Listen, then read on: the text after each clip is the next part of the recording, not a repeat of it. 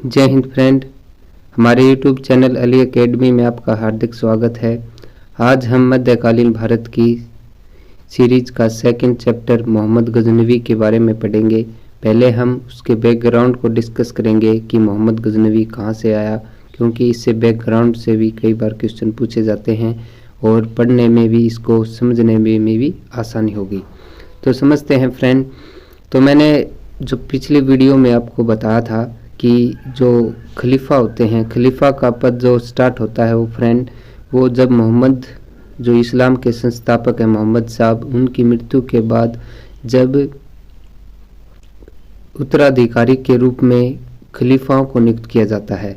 तो इसमें जो हम बताए थे उस टाइम जो वंश था उमादी वंश था, ये आपको याद रखना है। तो उमादी वंश के बाद ये उमादी वंश धीरे धीरे कमज़ोर हो जाता है और खलीफा नियुक्त होते हैं अब्बासी। तो मैं ये अब्बासी खलीफा हम जो लगभग आगे शासक पढ़ेंगे सल्तनत काल में, तो उस काल में भी आपको अब्बासी खलीफा ही देखने को मिलेंगे, क्योंकि जो अब्बासी खलीफाओं का दौर है ये सबसे लंबा रहता है। तो इसके मैंने बैकग्राउंड में इसके बारे में चर्चा की थी, अब मैं इसमें वीडियो में नहीं करूँगा। अगर आपने वो नहीं देखी है तो प्लीज़ उसे देखें ताकि आपको इन वंश जो खलीफा हैं उनके बारे में समझने में आसानी हो। तो खलीफा के बारे में, जो खलीफा होते हैं वो एक इस्लाम के तो प्रचारक उत्तराधिकारी होते ही हैं, साथ में फ्रेंड ये राजनीतिक दौर पर भी बहुत ही महत्वपूर्ण होते हैं। क्यों, जो आप सुल्तान देखोगे उनसे भी बड़ा पद होता था खलीफाओं का। उनसे जो सुल्तान बनते थे, राजा बनते थे क्षेत्र के, वो खलीफा से अनुमति लेते थे ताकि वे कि इस तौर पर बने कि वे इस्लाम के लिए रक्षक बने हैं। ताकि इस्लाम में ये चीज़ पर ध्यान दिया जाता है कि जो राजा बनेगा वो धर्म के लिए अनुयायी होगा, यानी धर्म के लिए सहिष्णुता रखेगा। तो इसलिए जो अलाउद्दीन खिलजी है वो खलीफा से अनुमति नहीं लेता है। और जब भी आप सल्तनत काल के जो पढ़ोगे या फिर मोहम्मद गौरी के बारे में पढ़ेंगे, सभी ने, या मोहम्मद गजनवी के बारे में पढ़ेंगे, सभी ने खलीफाओं से अनुमति ली थी ताकि उन्हें फिर बाद में कोई मुस्लिम फिर रुकावट न दे कि भाई ये बिना खलीफा के शासक बने हैं। तो इसमें मैं बता देता हूँ फ्रेंड। तो उमादी वंश के बाद ख़त्म होने के बाद फिर स्टार्ट होता है अब्बासी खलीफा का दौर, और ये सबसे लंबा रहता है। और इसमें जो खलीफा देखें हम, तो वैसे ये अब्बासी खलीफा भी धीरे धीरे कमज़ोर हो जाते हैं, ये भी 4 वंशों में बट जाते हैं। तो मैं इसके बारे में थोड़ी डिस्कस कर लेते हैं। तो अब्बासी खलीफा देखें तो आप यहाँ से जो मिस्र का क्षेत्र देखें, जो अरब प्रायद्वीप में, अफ्रीका महाद्वीप में है, तो ये मिस्र का क्षेत्र और ये भारत का कुछ अरब का प्रायद्वीप, इसमें जो वंश था वो था फ्रेंड वायाविद। अब्बासी खलीफा बनते थे यहाँ से वायाविद वंश के। और यहाँ से देखें तो ये है सलारिद, या आप ये क्षेत्र देख रहे हो सलारिद का। आप ये छोटा सा क्षेत्र देख रहे हो, ये बनता था जियारिद वंश का अब्बासी खलीफा होते थे। और यहाँ देखें इतने बड़े क्षेत्र पर था, इसमें था समानिद वंश। तो आप देख सकते हो। तो गजनी जो मोहम्मद गजनी बनता है वो किस अब्बासी खलीफा के दौर में रहता है, तो यहाँ वंश चल रहा होता है समानिद वंश का, यानी समानी वंश। तो इसमें शासक बनते हैं अब्दुल मलिक। क्योंकि इससे पीछे की बैकग्राउंड को आपको नहीं समझना है, सिर्फ यहीं से आपको स्टार्ट कर लेनी है, क्योंकि यूँ तो बहुत सी हिस्ट्री होगी पीछे, लेकिन आपको सिर्फ यहाँ से दौर स्टार्ट होगी तो आपको इसमें पढ़ने में आसानी होगी। तो यहाँ से समानिद वंश से चलते हैं अब्दुल मलिक, जो बुखारा से इस पूरे प्रदेश का शासन करते हैं। तो आप यहाँ से देख सकते हो बुखारा। तो बुखारा यहाँ अब्दुल मलिक शासक बनते हैं। तो अब्दुल मलिक जब शासन बनते हैं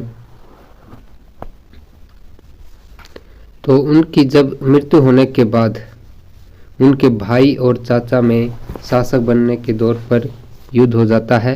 तो इनमें बीच में लड़ाई छिड़ जाती है भाई वर्सेस चाचा के बीच में, अब्दुल मलिक के।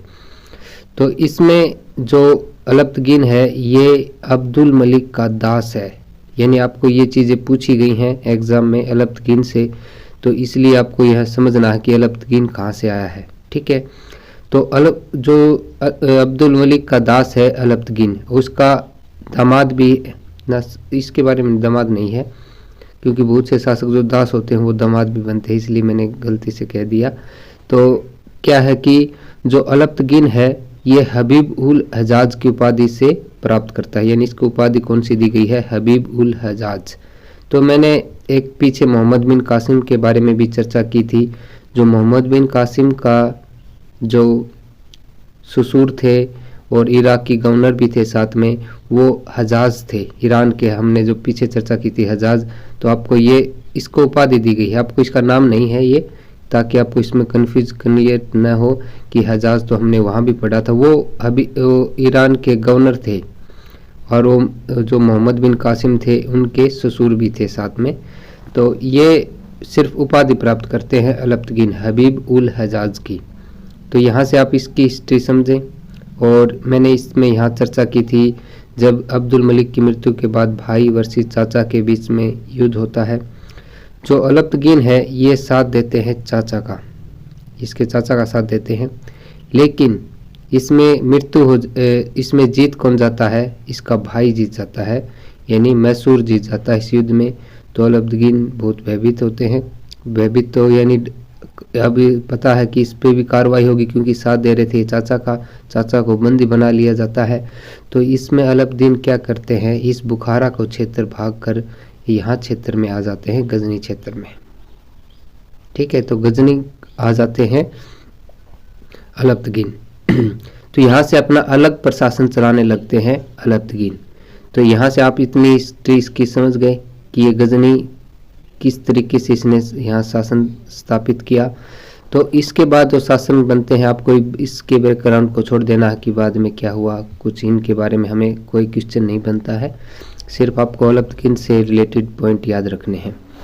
तो अलप्तगीन के बाद शासक बनते हैं इस्तरू, सिर्फ आप उनको शासन के तौर पर याद रखें, ज़्यादा इसमें आपको डिटेल से नहीं पढ़ना है। तो अलप्तगीन के दास होते शासक बनते हैं इस्तरू, इस्तु के बाद बलतगीन, बलतगीन के बाद पिराई। तो यहाँ से आपको याद रखना है, भी यहाँ से हम स्टार्ट करेंगे बाद में। तो पिराई जो है बहुत ही कमज़ोर शासक होता है, बहुत ही आप कह सकते हो कमज़ोर शासक होता है। इसी का फ़ायदा उठाकर जो हिंदूशाही शासक है जयपाल इस पर आक्रमण करते हैं, लेकिन इसका जो सेनापति है सुबुदगीन बहुत ही ताकतवर या कह सकते हो आप। तो इसमें ताकत या फिर ये बहुत बहादुरी से लड़ते हैं और जयपाल के आक्रमण को निष्प्रभावी कर देते हैं सुबुदगीन। तो इसमें सुबुदगीन क्या करते हैं कि देखते हैं कि शासक बहुत कमज़ोर हो रहा है और जो आसपास के क्षेत्र हैं उन पर आक्रमण कर रहे हैं, इसलिए जो सुबुदगीन क्या करते हैं, पिराई को हटाकर खुद शासक बन जाते हैं इस गजनी क्षेत्र के। तो आपको सुबुदगीन के बारे में भी पता चल गया कि सुबुदगीन शासक यहाँ बन जाता है। जो सुबुदगीन होते हैं ये अलप्तगीन के दास और दामाद हैं। यहाँ से आप इसकी हिस्ट्री यहाँ तक याद रखें, सुबुदगीन क्या था, अलप्तगीन का दास भी है और दामाद भी है साथ में। तो ये दामाद और दास हैं अलप्तगीन के, ये क्वेश्चन बनता है, तो ये आपको ध्यान रखना है। तो अब क्या होगा, क्योंकि कोई भी ये क्षेत्र है जो सुबुदगीन, आपको इन क्षेत्रों पर कोई युद्ध याद नहीं करना, कोई भी कि सुबुदगीन ने इनके साथ कोई युद्ध किया है, ना इनकी हिस्ट्री में कोई वर्णन मिलता है। तो सिर्फ आपको ये चीज़ देखनी है, क्योंकि हमें हिस्ट्री पढ़ेंगे जब ये इनकी दो आपस में सीमाएं टकराएंगी तो आपको पता होगा कि कोई भी किसी भी प्रदेश की अगर सीमा टकराती है आपस में युद्ध देखने को ज़रूर मिलेगा। और वैसे भी क्योंकि ये इस्लाम के हैं और ये देखें तो हिंदूशाही शासक हैं, तो इनमें कन्फ्लिक्ट, एक दूसरे पर आक्रमण की संभावनाएं जरूर उत्पन्न होंगी। तो इसमें जो भी युद्ध होंगे हम सुबुदगीन और जयपाल के बीच में युद्ध देखेंगे, क्योंकि इस पर जो युद्धों के बारे में एग्जाम में क्वेश्चन पूछे जाते हैं, तो हम इसके बारे में चर्चा करते हैं।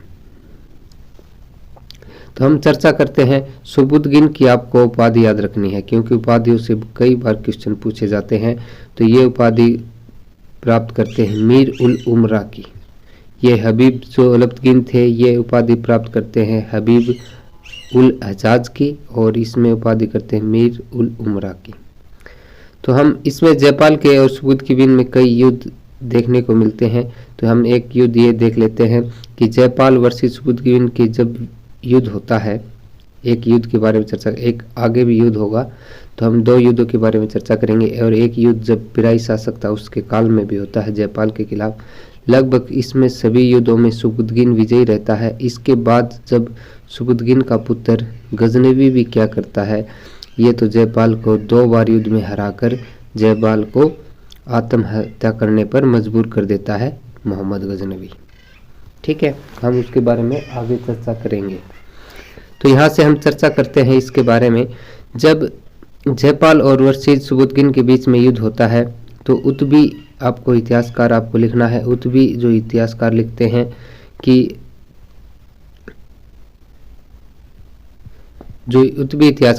हैं कि दोनों में जो युद्ध चल रहा है दोनों में बराबरी है, यानी न तो जयपाल का कोई निर्णायक मत आ रहा है न सुबुद्धीन का, यानी दोनों की सेनाएं आपस में लड़ी जा रही हैं और कोई भी निर्णायक विजय नहीं प्राप्त हो रही है। अचानक हिमवर्षा होने लगती है और जयपाल की सेना इतर बितर हो जाती है और इसमें सुबुद्धीन की विजय हो जाती है। ये कौन लिखते हैं? इतिहासकार उत्बी। तो आपको ये चीजें याद रखनी है।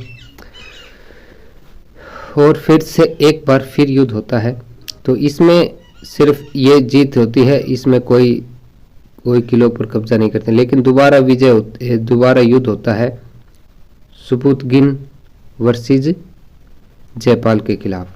तो और इस युद्ध में क्या करता है सुबुद्धीन, इसके क्षेत्र जलालाबाद और काबुल को जीत लेता है। यानी जयपाल के काबुल और जलालाबाद क्षेत्र को जीत लेता है सुबुद्धीन। ठीक है, तो ये हमने सुबुद्धीन के बारे में चर्चा की। और सुबुद्धीन के बारे में हम अब चर्चा करेंगे कि ये इसकी जानकारी हमें किन ऐतिहासिक स्रोतों से मिलती है, क्या ये तो इसके बारे में हम और बैकग्राउंड में समझते हैं।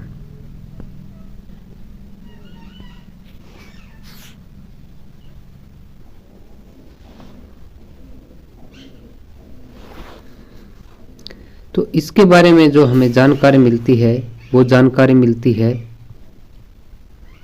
जो व्याकी एक इतिहासकार हैं, वो तारीख सुबुद्धीन की बुक लिखते हैं, उसमें सुबुद्धीन के इतिहास के बारे में पता चलता है। तो हम थोड़ा और डिस्कस करते बारे में इसके बारे में। तो मैं इसमें आपको क्लियर कर देता हूं। तो हमने जो हिस्ट्री पढ़ी है फ्रेंड, तो इसमें हम देखेंगे जैसे गजनी का संस्थापक कौन था, तो अलाउद्दीन था। अलाउद्दीन ने जब बुखारा क्षेत्र में जब मसूद की विजय हो जाती है तो उसे बचने के लिए अपने अलग क्षेत्र में स्थापित कर लेते हैं एक गजनी प्रदेश को।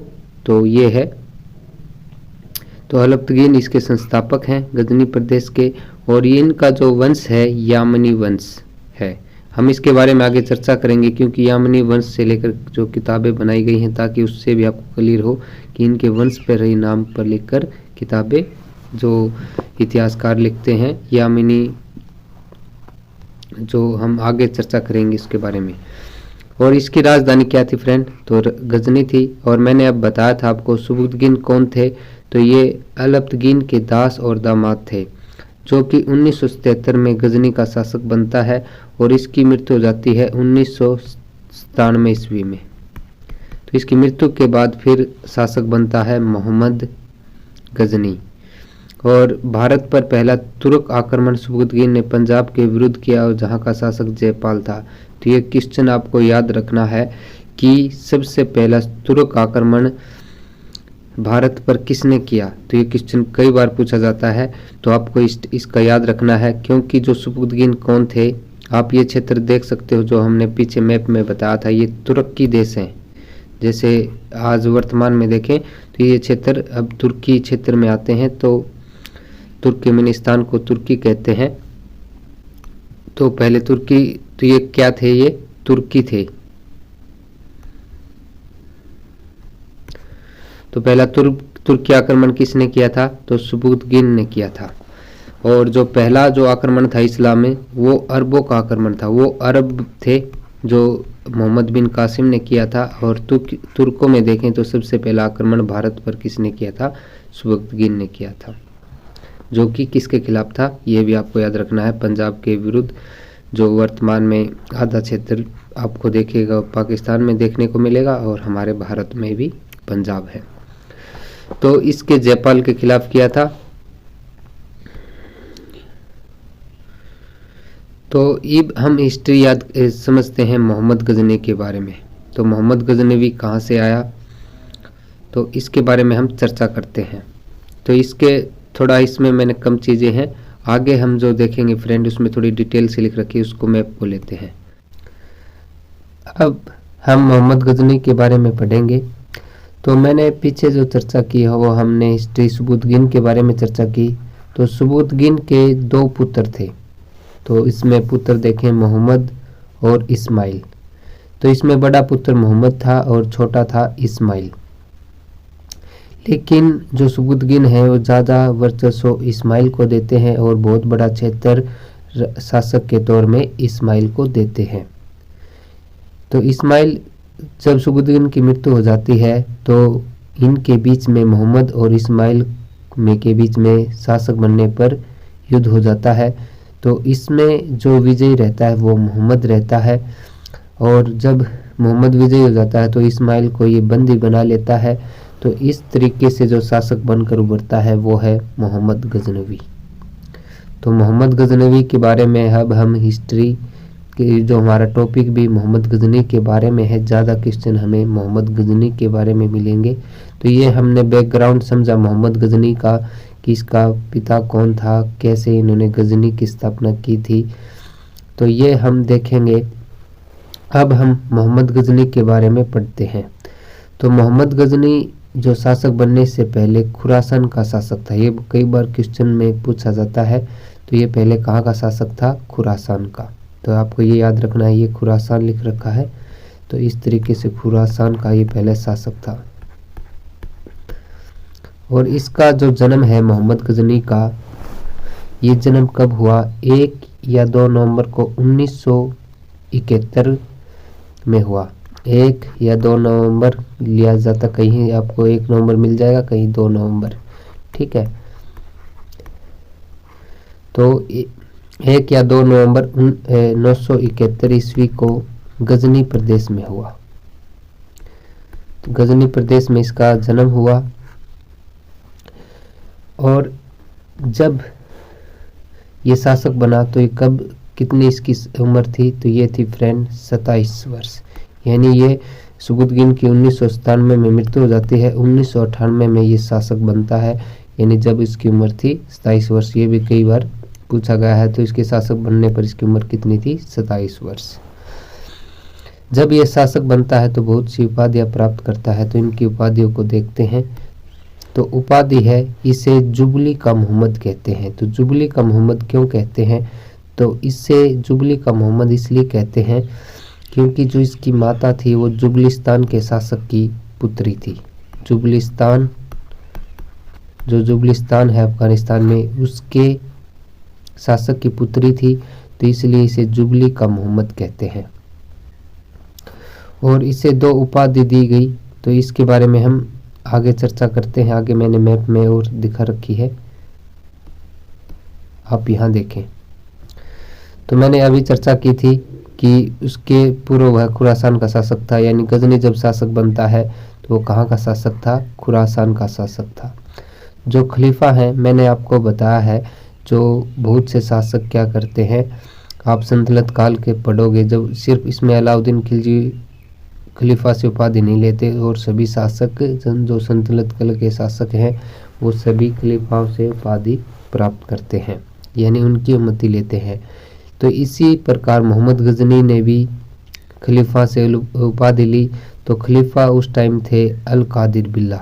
और ये कैसे खलीफा हैं, अब्बासी खलीफा। मैंने जो पहले चर्चा की थी, अब्बासी खलीफा हुए हैं। तो अब्बासी खलीफा से ये उपाधि प्राप्त करता है। तो इसे 2 उपाधियां मिलती हैं। तो उपाधि एक है यामीन उद दौला और दूसरी उपाधि है यमीन उल मिल्लत। तो यामीन उद दौला का मतलब होता है साम्राज्य का दाहिना हाथ। तो इसका मतलब ये अपने साम्राज्य का विस्तार दाहिना हाथ की तरह करेगा। और दूसरी उपाधि थी यामीन उल मिल्लत, इसका अर्थ होता है मुस्लिमों का संरक्षक। तो ये 2 उपाधियों से इसे गजनी को नवाजा गया। और इसी उपाधियों से प्रेरित होकर मोहम्मद गजनवी प्रण लेता है कि हम भारत पर प्रत्येक वर्ष आक्रमण करेंगे और मध्य एशिया क्षेत्र को विकसित करेंगे।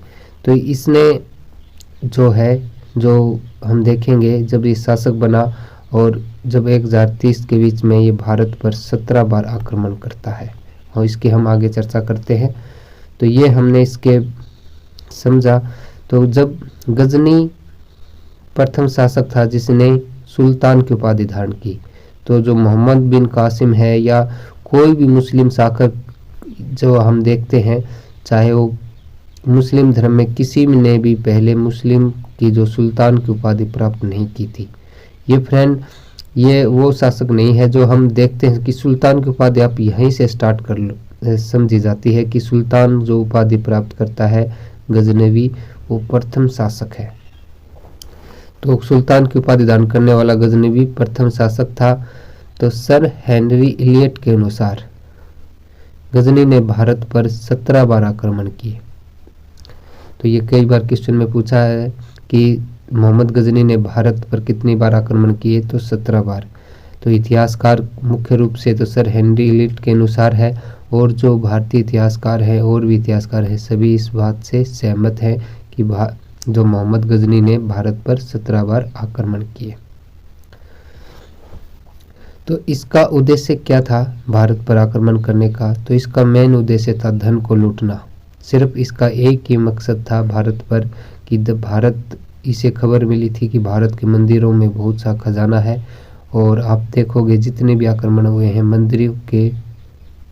मंदिरों पर हुए हैं। यानी इसका उद्देश्य क्या था? धन को लूटना था और मध्य एशिया के शासन को मजबूत बनाना था। तो ये इसका मकसद था।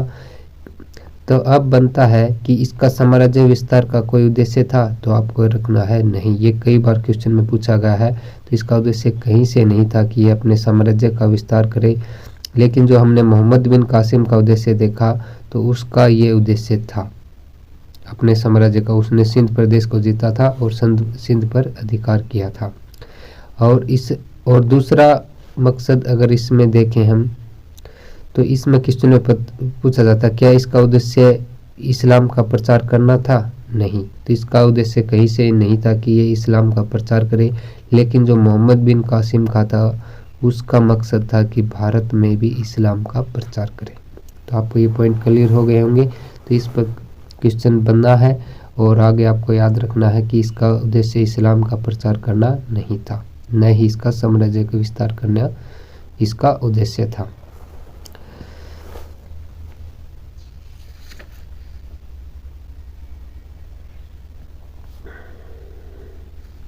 तो अब हम इसके आक्रमण के बारे में पढ़ेंगे।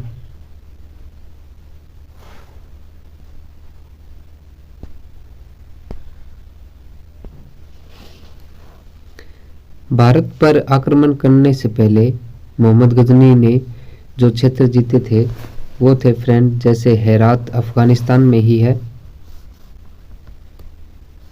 तो हेरात और ये बल्ख आप देख रहे हो, बल्ख, और इसमें क्षेत्र देखें एक और है सिस्तान।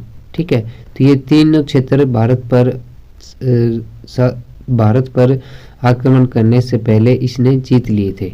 ठीक है। ये तीनों के तीनों क्षेत्र अफगानिस्तान में है, बल्ख, सिस्तान और हेरात। ठीक है। तो ये क्षेत्र किसने जीते थे? तो ये तीनों मोहम्मद गजनी ने जीते थे जब भारत के आक्रमण करने से पहले। अब हम देखेंगे भारत पर इसके आक्रमण, और इससे कई बार के एग्जाम में क्वेश्चन पूछे जाते हैं। तो इसमें वैसे तो हमने देखी थी कि 17 बार भारत पर इसने आक्रमण किए, लेकिन जो आक्रमण इम्पोर्टेंट हैं एग्ज़ाम के लेवल से तो उन्हीं को हम देखते हैं। तो हम जो इसमें देखेंगे क्रम वाइज हैं फ्रेंड ये। ठीक है। जैसे पहला आक्रमण इम्पोर्टेंट है, छठा आक्रमण इम्पोर्टेंट है। आप इसमें 2 से लेकर 5 लग इसमें आपको देख सकते हो वैसे, लेकिन आपको ज़्यादा याद ये रखने हैं ताकि क्योंकि इसी पर एग्ज़ाम में क्वेश्चन पूछे गए हैं। तो इसमें हम देखते हैं जो पहला आक्रमण 1000 ईस्वी में करता है, तो ये पंजाब के हिंदुशाही शासक जयपाल के खिलाफ होता है। तो इसमें विजयी कौन रहता है? जयपाल। लेकिन एक आक्रमण फिर करता है 1001 ईस्वी में। मैंने बताया था कि जब भारत पर या फिर आप देख सकते हो जब इसने ये उपाधि प्राप्त की थी तो इसने प्रण ली थी कि मैं भारत पर प्रत्येक वर्ष आक्रमण करूंगा। तो आप देखोगे तो इसमें बहुत से आपने इसने 30-32 उम्र में 17 बार आक्रमण किए हैं। तो पहला आक्रमण 1020 ईस्वी में जो कि पंजाब के हिंदुशाही शासक जयपाल के खिलाफ था, तो इसमें विजयी गजनी रहता है। दूसरा आक्रमण भी जयपाल के खिलाफ होता है और इसमें इतनी बुरी तरह से जयपाल को हरा देता है कि जयपाल आत्महत्या करने के लिए मजबूर हो जाते हैं, जयपाल आत्महत्या कर लेते हैं। फिर हम देखते हैं छठा आक्रमण। तो छठा आक्रमण है, तो इसमें बहुत से युद्ध होते हैं। आपको वैसे तो 17 आक्रमण है, आप एक बार याद करेंगे हम 6 का आक्रमण। जो छठा आक्रमण है आपको सन याद रखना है 1008 से 9 ईस्वी में हुआ। ये हिंदुशाही राजा आनंद पाल के खिलाफ, यानी जयपाल के पुत्र थे आनंद पाल, उनके खिलाफ हुआ। इसमें भी मोहम्मद गजनी विजयी रहा और यहाँ से बहुत सा धन लूटा। और फिर है 12वां आक्रमण, ये 1018 से लेकर 19 ईस्वी के मध्य हुआ। क्योंकि इसमें मैं आपको बताऊंगा ये क्यों इसमें दोनों सन लिए जाते हैं, क्योंकि जो युद्ध होते हैं ये होते हैं फ्रेंड भारत में। जैसे मानसून ख़त्म होते ही मोहम्मद गजनवी आता था और मानसून आने से पहले चला जाता था। क्योंकि ये आप देखोगे जब मानसून ख़त्म होता है वो होता है फ्रेंड अक्टूबर नवंबर में, यानी सर्दियों में इसमें आता था। और फिर ये जैसे हम देखें 5वें 6ठे महीने में वापस चला जाता था। क्योंकि मानसून में आपको पता हुआ थी 4-5 महीने वर्षा होती है और इसमें वर्षा में रुकना यहाँ भारत में इनके लिए वो नहीं था कंफर्टेबल। ये क्या करते थे मानसून आने से पहले ही चले जाते थे, इस तरीके से आक्रमण करते थे।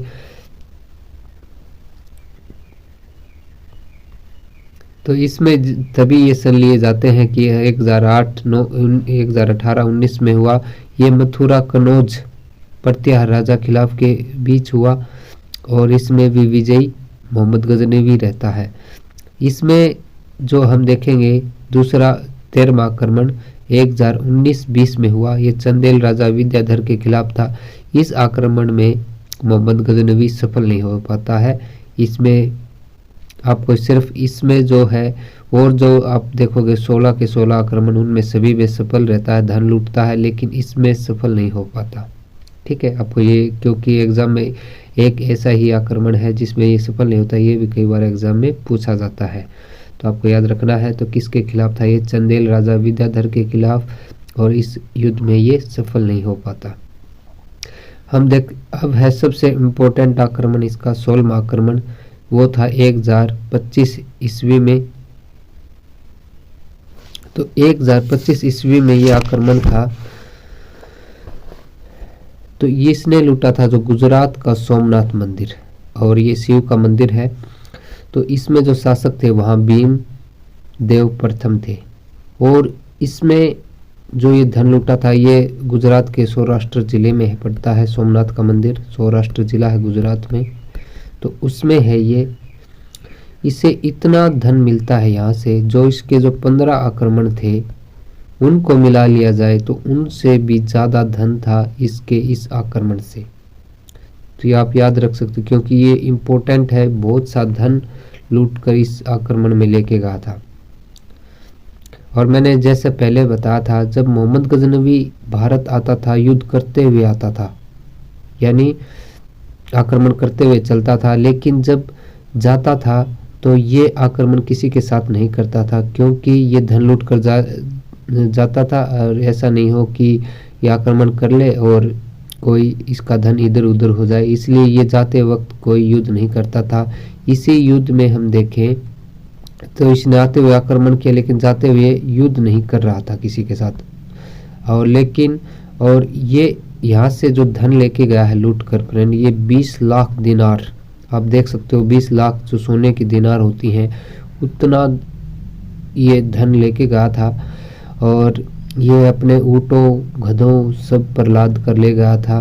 तो जाते वक्त जब जा रहा था तो इस पर जाटों ने को भी इसकी भनक मिल गई कि ये धन लूट के ले जा रहा है, तो इस पर जाटों ने आक्रमण कर दिया। तो आक्रमण कर दिया, तो इसका बहुत कुछ धन जाटों ने लूट लिया और फिर भी मोहम्मद गजनवी बहुत सा धन लूटकर गजनी प्रदेश में ले गया। तो गजनी प्रदेश में ले गया, फिर एक आक्रमण और करता है ये भारत के जाटों के खिलाफ।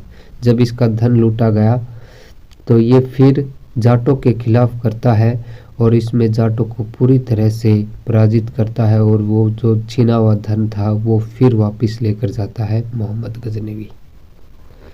तो इस तरीके से आपको इसके 17 आक्रमणों में से ये सिर्फ एक 5-6 आक्रमण हैं, ये आपको ज़रूर याद रखने हैं। और भी आप इसके साथ पढ़ सकते हो, लेकिन ये वेरी इंपॉर्टेंट है, ये एग्ज़ाम में कई बार पूछे गए हैं, तो आपको इनको तो ज़रूर याद रखना है। तो ये हमने इसके आक्रमण के बारे में पढ़ा। तो इसने हम देखें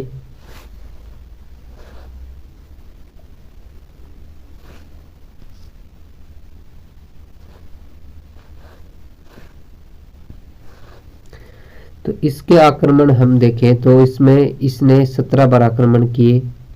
तो इससे जो ये अपने मैंने इसका उद्देश्य बताया था आपको कि इसका उद्देश्य सिर्फ अपने मध्य एशिया को मजबूत करना था, ठीक है। तो और इसकी जो मृत्यु हो जाती है 1030 ईस्वी में, इसका आप यहाँ भी देख सकते हो शासनकाल। तो 1000 में कैसे मृत्यु होती है ये भी हम इसके बारे में चर्चा करते हैं।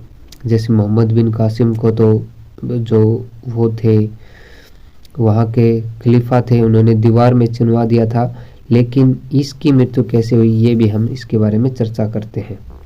तो इसकी मृत्यु कैसे हुई, जब ये मध्य एशिया को अपने, अब मैंने बताया था कि इसका सिर्फ उद्देश्य धन लूटना था, तो ये क्या करता है, जो अपने खजाने का भंडार लगाता है वहीं सोना स्टार्ट कर देता है, यानी दिन रात वहीं सोने अपने भंडार के पास रहता है। तो इससे क्या होता है, इसका जो है अपने आप को ये बाहर नहीं निकाल पाता है और इसकी मृत्यु हो जाती है। ये पागल हो जाता है इस इतने धन को देखकर और इसकी सिर्फ 1030 ईस्वी में ही 3 वर्ष के बाद मृत्यु हो जाती है। यानी इसने पूरा जीवन लगा दिया धन इकट्ठा करने में, लूटने में, और वह सिर्फ उसी धन को देखकर 3 वर्ष में मृत्यु हो जाती है। तो ये इसकी हिस्ट्री यहाँ तो है, जीवन इसकी मृत्यु हो जाती है। तो अब हम चर्चा करेंगे कि इस जो हमें इसके इतिहास को हम देखें, सुबुदकीन का जो इतिहास पढ़ा हमने या फिर इस गजनी के बारे में पढ़ा, तो ये इतिहास हमें किन स्रोतों पर मिलता है, किन ऐतिहासिक स्रोतों पर, उनके बारे में चर्चा करेंगे। तो हम चर्चा करते हैं। तो ये इसके जो मुख्य बिंदु, क्योंकि इन बिंदुओं से भी बहुत से क्वेश्चन बनते हैं, वेरी इंपॉर्टेंट। तो इसका जो दरबारी इतिहासकार था वो था फ्रेंड उत्बी। वैसे इतिहासकार इसमें वेहाकी भी हैं, इसके फिरदौसी भी हैं, लेकिन अगर हम देखें मैं एक बार चर्चा करते हैं, ये भी एग्ज़ाम में आपको कई बार क्वेश्चन बन सकता है। तो हमें इसमें जो जानकारी है ऐतिहासिक स्रोतों के बारे में जानकारी करते हैं।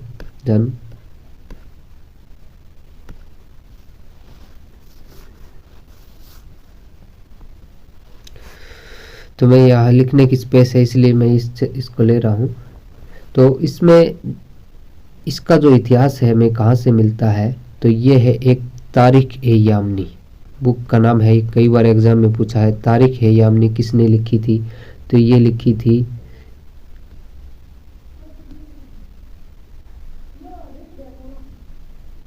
उत्बी ने। और इसमें हमें मोहम्मद सुबुदकीन और मोहम्मद गजनी का प्रारंभिक इतिहास देखने को मिलता है। तो यानी मैं इसके बारे में आपको बुकों के बारे में बता देता हूँ। जैसे ये है, उत्बी ने लिखी थी, इसने किताबुल यामनी, तारीख-ए-यामनी 2 किताबों की रचना की थी, जिसमें हमें मोहम्मद गजनी और सुबुदकीन के इतिहास के बारे में जानकारी मिलती है। और दूसरी बुक का नाम है, इसके बारे में मैं आगे चर्चा करूंगा क्योंकि मैं ये डिटेल से पढ़ूंगा फ्रेंड, अल-बरूनी के बारे में, तो उससे भी कई बार एग्जाम में पूछे जाते हैं। तो फिर इतिहासकार हैं फिरदौसी। चलो मैं इसके बारे में अब पढ़ लेता हूँ ताकि मैं इसके बारे में और कुछ बातें हैं वो बाद में बताऊंगा। तो गजनी के साथ अलबरूनी भारत आया। ये कई बार एग्जाम में पूछा जाता है कि अलबरूनी भारत कब आया, तो 11वीं सदी में। आप देख सकते हो कि ये सदी अगर आप देखोगे, ये तो है फ्रेंड 1998 वाली तो है 10वीं सदी, और यहाँ से जो हम 1000 से अगर 1099 तक पढ़ेंगे तो कौन सी सदी रहेगी, वो 11वीं सदी। तो यानी इसी सदी में आया मोहम्मद ये अलबरूनी, और ये इसने किताब उल हिंद की स्थापना की, जिससे तत्कालीन भारत समाज की सामाजिक और सांस्कृतिक जानकारी मिलती है। इसके बारे में मैं आगे चर्चा करूंगा और डिटेल से, सिर्फ आपको इतना यहाँ से देख सकते हो। और इसका अर्थ क्या होता है, किताब उल हिंद का अर्थ होता है फ्रेंड भारत की खोज। अगर हम देखें, ये किताब उल हिंद अरबी भाषा की है और इसका अर्थ होगा कि भारत की खोज, ठीक है। और पुराणों का अध्ययन करने वाला वह पहला मुसलमान था। यानी पुराणों का अध्ययन किसने किया था, किस मुसलमान ने किया था, तो ये किया था अलबरूनी ने। अरबी में लिखे तहकीक हिंद का अंग्रेजी अनुवाद, ये बुक बहुत इंपॉर्टेंट है, इसलिए इसका अनुवाद 2 भाषा में हुआ। तो अंग्रेजी में जो अनुवाद किया इसी बुक का वो सचाऊ ने किया, और हिंदी में किया रजनीकांत शर्मा ने। तो ये एग्जाम के लेवल से इम्पोर्टेंट पॉइंट है कि इसका अनुवाद किसने किया, हिंदी में रजनीकांत शर्मा ने किया और इंग्लिश में साचाऊ ने किया। फिर हम देखते हैं बुक दूसरे लेखक हैं फिरदौसी, तो इन्होंने लिखी बुक शाहनामा। तो ये फिरदौसी की लेखक है, और ये जो बुक है ये किस भाषा में लिखी गई है, फारसी भाषा में। और इसने मोहम्मद गजनी के अच्छाई और बुराई के दोनों के बारे में चर्चा की है। यानी इसने जो ये दरबारी इतिहासकार हैं, आपको मैं इसमें डिटेल से बताऊंगा कि दरबारी इतिहासकार इसमें कौन कौन रहे थे गजनी के शासनकाल में।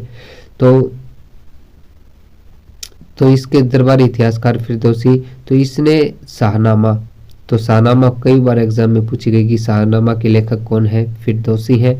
और इससे हमें जो मोहम्मद गजनी की अच्छाई और बुराइयों के बारे में वर्णन मिलता है।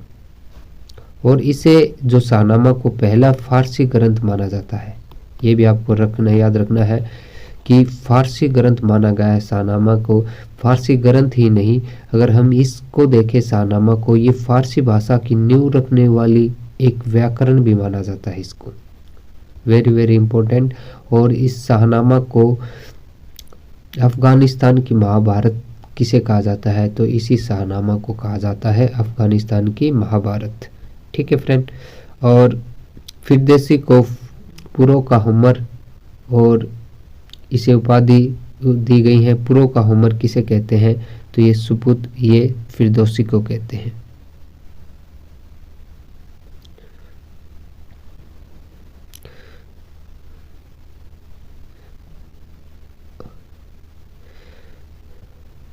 और इसमें हम देखें जो मोहम्मद गजनी में संस्कृत मुद्रा लेख के गजनी ने चांदी के सिक्के जारी किए।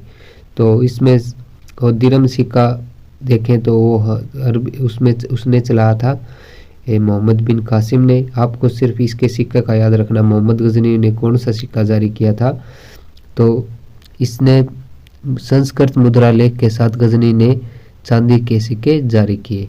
एक इतिहासकार और हैं वेहाकी, इन्होंने क्या लिखा है, सुपुतगिन का इतिहास, ठीक है, वो हम वेहाकी इतिहासकार हैं। तो उनकी बुक का नाम है तारीख है सुपुतगिन। तो उसमें किसका इतिहास देखने को मिलता है, वेहाकी के बारे में, ठीक है फ्रेंड। तो आप इसके बारे में जानकारी समझ गए होंगे।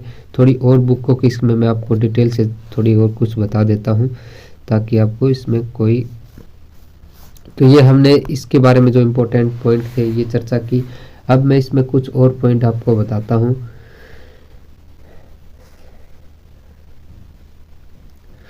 जो मोहम्मद गजनी के दरबार में हम देखें, जो हमने इतिहासकारों के बारे में चर्चा की थी, अलबरूनी, फिरदौसी, उतबी, वेहाकी, ये सभी किसके दरबार में रहते थे, मोहम्मद गजनी के दरबार में। तो आप याद रखना है अलबरूनी, फिरदौसी, एक इतिहासकार हैं उनसिरी, ये भी इसी के दरबार में रहते थे।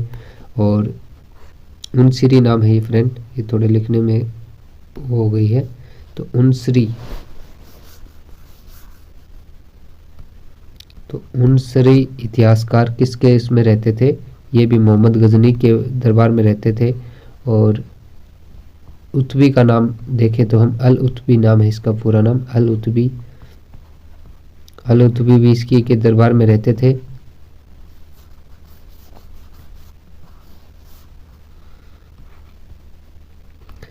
और अलबरूनी भी, वेहाकी जिसने तारीख सुबुद्दीन लिखी है वो भी किसके दरबार में रहते थे, सुबुद्दीन और मोहम्मद गजनी के। और एक इतिहासकार हैं फारूकी, तो ये इसके दरबार में इतिहासकार रहते थे। जिसमें शाही दर्जा देखें तो फ्रेंड सबसे ज़्यादा मोहम्मद गजनी ने किसे शाही दर्जा दे रखा था, वो थे अल उत्बी।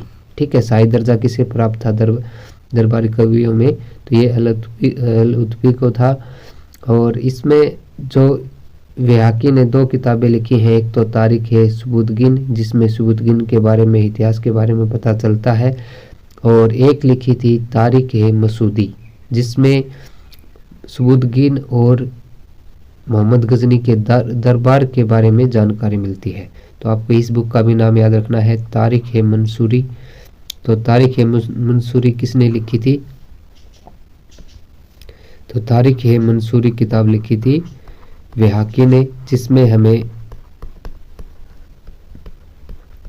जो सुबुद्दीन और मोहम्मद गजनी है इनके दरबार के बारे में जानकारी मिलती है। तो ये इसके बारे में थी। और फ्रेंड इसके बारे में जो मैंने मृत्यु बताई थी 1030 में, ये 30 अप्रैल को हुई थी। 30 अप्रैल 1030 ईस्वी को इसकी मृत्यु हो गई थी। और इसकी मृत्यु गजनी प्रदेश में हुई थी, ये भी आपको याद रखना है। और इसका जो मकबरा है वो भी कहाँ है, गजनी में। ठीक है, तो मकबरा और मृत्यु सभी क्या हुई थी, इसकी जन्म भी गजनी में ही हुआ था। तो ये हमने इसके इतिहास के बारे में पढ़ा। अब हम अलबरूनी के बारे में पढ़ेंगे फ्रेंड, क्योंकि अलबरूनी से बहुत से क्वेश्चन पूछे जाते हैं, तो उनके बारे में हम चर्चा करेंगे। तो वैसे तो मैंने अलबरूनी के बारे में थोड़ी बहुत जानकारी इसमें दे दी थी फ्रेंड, ठीक है, लेकिन अब मैंने बताया था कि मैं अलबरूनी के बारे में और भी इसके बारे में डिटेल से चर्चा करेंगे, क्योंकि इसने भारत की जो सामाजिक और सांस्कृतिक इतिहास के बारे में लिखा है। और इसलिए इसकी जो किताब है तारीख ए हिंद, किताबुल हिंद, तो इसका 2 भाषाओं में अनुवाद भी हुआ है। और अगर देखें तो मैं एक पॉइंट और बता देता हूँ फ्रेंड, जो मैंने इसके सिक्कों से रिलेटेड बताया था। तो इसने अपने सिक्कों पर अमीर मोहम्मद का नाम से लिखा है।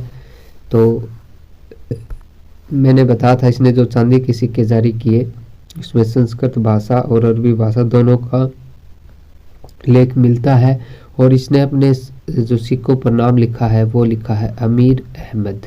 तो अमीर अहमद भी किसका नाम है, मोहम्मद गजनी का।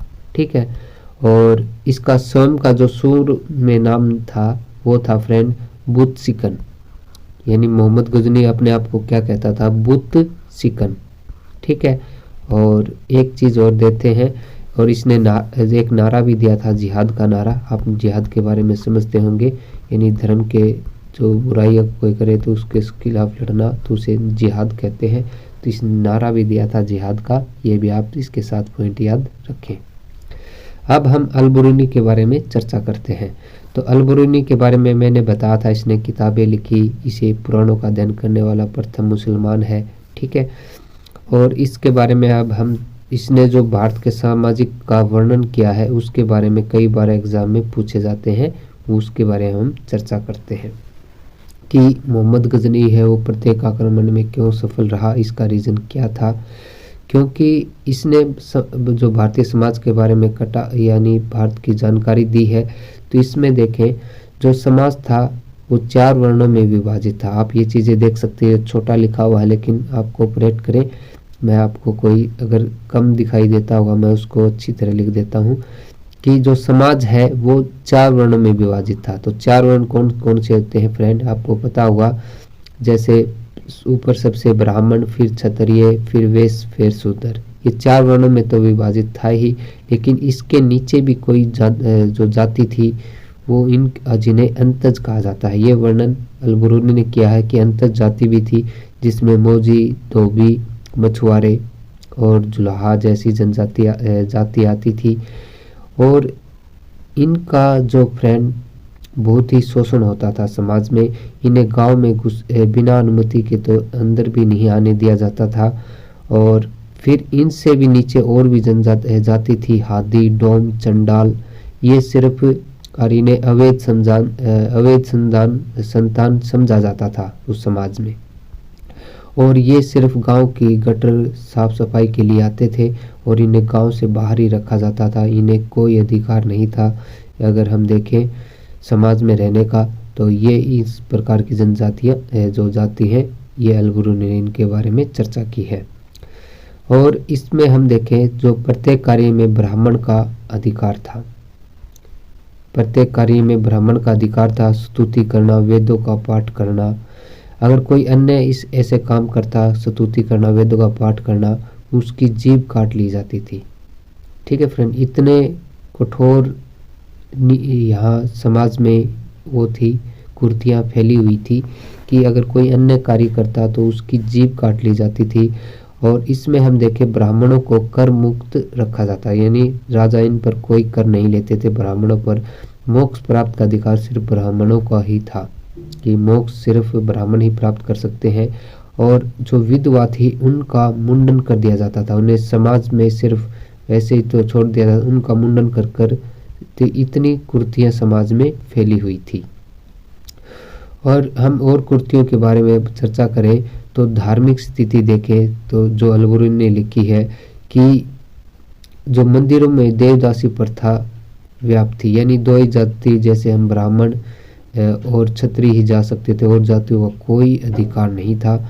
और एक राजशेखर की बुक है, उसमें तो एक लाइन लिखी गई है कि कपूर मंजरी उसकी किताब है, उसमें लिखा गया है कि मदिरा और स्त्रियों के सेवन से मनुष्य बलवान होता है। यानी इतनी कुर्तियाँ फैली हुई थी समाज में, तो आप यहाँ से देख सकते हो। इसलिए जो जाति है वो कोई छोटी जाति हो गई, वो कोई भी राजा का साथ नहीं देती है। और इसमें प्रत्येक राजा के आप देख सकते हो, मोहम्मद गजनी के आगे सभी राजा फीके पड़ते हैं, सभी हार जाते हैं। एक हम देखें विद्याधर चंदेल राजा, वही अपने साम्राज्य को बचा पाते हैं और सभी असफल होते हैं। और एक लाइन और लिखी है जो अल-बुरूनी ने चर्चा की है, और ये जो आप देख सकते हो मोहम्मद गजनी ने जब भारत पर आक्रमण की तो उसे जानकारी मिली थी कि मंदिरों में जो धन के खजाने हैं, तो इसलिए जो मोहम्मद गजनी है वो मंदिरों को तोड़ता है और वहाँ से धन प्राप्त करता है। और अल-बुरूनी ने एक बात लिखी है, वो आप देख सकते हो कि हिंदू नहीं चाहते थे कि जो वस्तु एक बार अशुद्ध हो जाए तो उसे शुद्ध कर कर अपना लिए जाए। यानी अल-बुरूनी ने ये महिलाओं पर कटाक्ष किया है कि अगर महिला एक बार विधवा हो जाए तो उसे दोबारा शादी नहीं कर सकते। और हिंदुओं में ये संकीर्ण देखो, हिंदुओं के संकीर्ण विचार में उनकी प्रगति पर मार्ग को अवरोध करते हैं। यानी इतनी संकीर्ण विचार होने के कारण क्या है कि उनके सिर्फ जाति से ही ये अपने आप को सीमित रखते हैं, कोई इन्हीं संकीर्ण विचारों के कारण भारत के व्यक्ति पीछे रखते हैं। ये अल-बुरूनी ने लिखा है। तो ये हमने जो मोहम्मद गजनी के बारे में पढ़ा, तो ये वीडियो आपको कैसा लगा प्लीज़ कमेंट कर कर ज़रूर बताएं। अगर चैनल पर नए हैं तो चैनल को सब्सक्राइब करें, क्योंकि ये चैनल फ्रेंड मैं अभी स्टार्ट कर रहा हूँ, सब्सक्राइबर बहुत कम है। आप इस चैनल को ज़रूर सब्सक्राइब करें और चैनल को आगे बढ़ाएं। Thank you.